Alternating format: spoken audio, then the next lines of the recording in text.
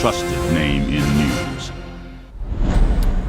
With the president writing that he's under investigation and campaign figures being told to preserve documents and the president's lawyer lawyering up, there's no shortage of material for our legal team, including this. The president's supporter Newt Gingrich, first seen praising Robert Mueller, then seen disparaging Robert Mueller, is now weighing in on what special counsel Mueller is investigating, namely whether the president obstructed justice. Today, he denies not just that the president committed the crime, he denies that any president even could. Technically, the President of the United States cannot obstruct justice. The President of the United States is the chief executive officer of the United States. If he wants to fire the FBI director, all he's got to do is fire him. The Speaker, you may remember, led impeachment proceedings against Bill Clinton, passing 2 articles, including one accusing him, wait for it, of obstruction of justice. I want to bring in our legal panel right now. Laura Coates, Paige Pate, Matt Whitaker, and William Otis. Paige, first to you. Look, the FBI director does serve at the pleasure of the president and can be fired at any time. But do you agree with what you heard the former speaker say, that the president cannot technically obstruct justice?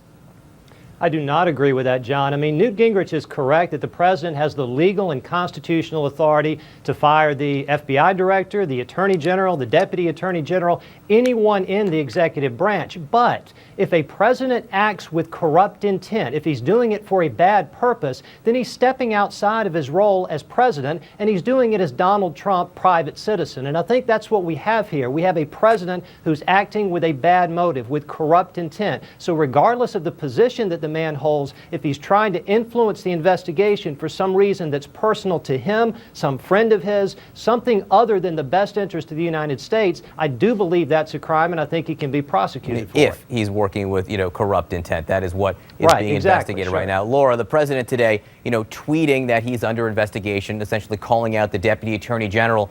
Does that hurt his case? Does this digital trail, as it were, hurt him when it comes to the idea or the investigation of obstruction of justice?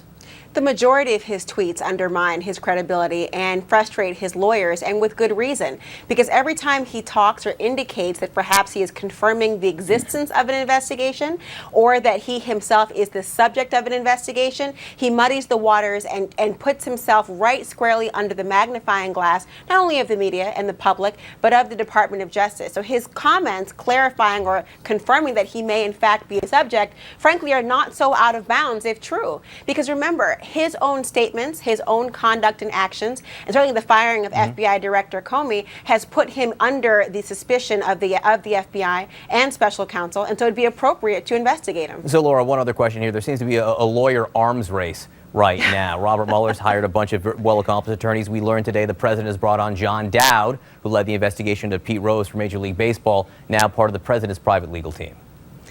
Well, you throw a rock in Washington, D.C., and you probably hit 6 lawyers, first of all. I hope I'm not one of them, but you do have that happen. And the idea here is, look, White House counsel and the Office of Legal Counsel, people may be confused. They are not private attorneys to represent people in their personal interests and their personal matters. Their role is to protect and advise and guide the actual office holders and the office itself.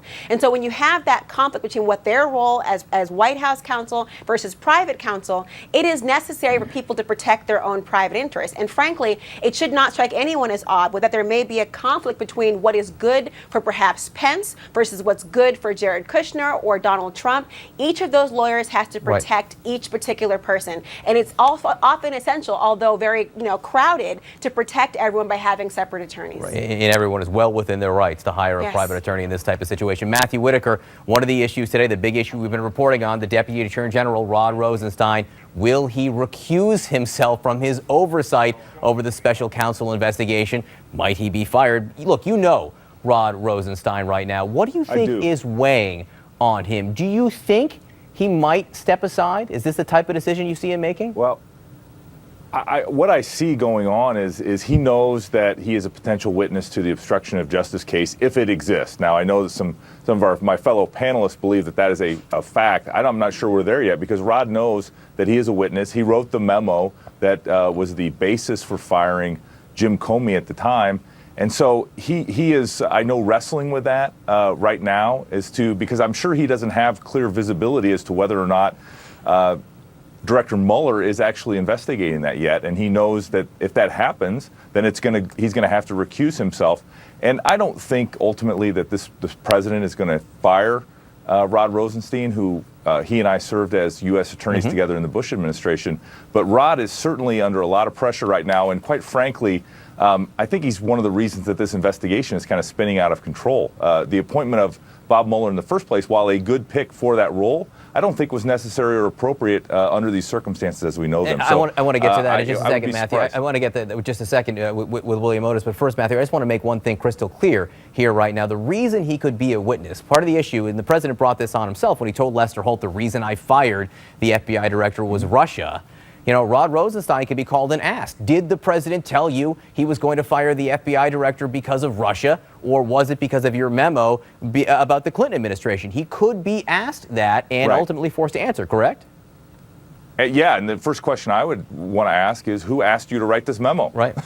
and you know, was it the Attorney General? Was it the President? I mean, there's a lot of questions surrounding that memo in the first place. Now, I agree with the substance of that memo. I think Jim Comey stepped out of bounds in his role of Director of FBI, but you're right with those questions. So, William Otis, to you actually agree with the last point that Matthew was making right there, that Bob Mueller may not be the best pick as a special counsel because of his relationship, well-known relationship with James Comey. The two guys are friends. Do you think Robert Mueller should step aside, and why? Yes, I do think he should step aside. It's not that he's anything but a man of integrity.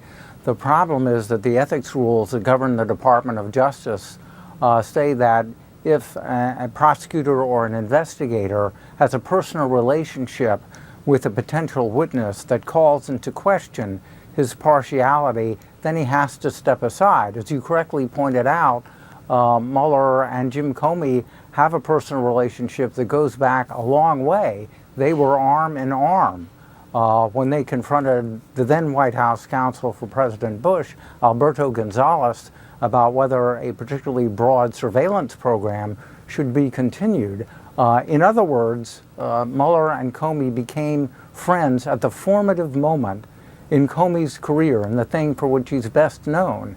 That being the case, I think the ethics rules dictate that Mueller step aside. It is interesting because Mueller was hired to investigate Russia initially and the possibility of collusion, but it shows where this investigation is going, that this has become a challenge. It might be that when he was hired by Rod Rosenstein, he wasn't even considering the possibility that the FBI director would be investigating obstruction of justice. William, is that the problem here?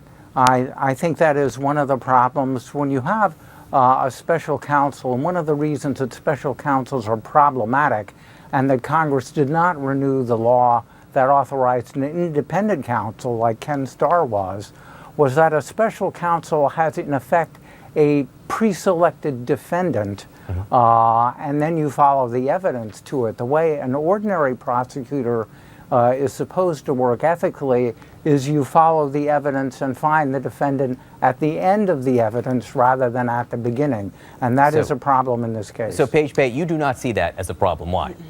No, I don't see that as a problem for several reasons. One, simply having a relationship with a potential fact witness in the case does not mean that there needs to be a new special counsel or that Rosenstein needs to recuse himself. I think we just need to let the investigation proceed. Everyone was pretty comfortable with Bob Mueller when he was first chosen as special counsel because of his integrity, and now people are questioning that integrity simply because he may know one of the witnesses. I think if you go through that process every time there's, say, one of the prosecutors who may know a potential witness, we're never going to complete this investigation. I think it's way too early. I don't think there's any risk of a real conflict, even though some people may see one here. The investigation.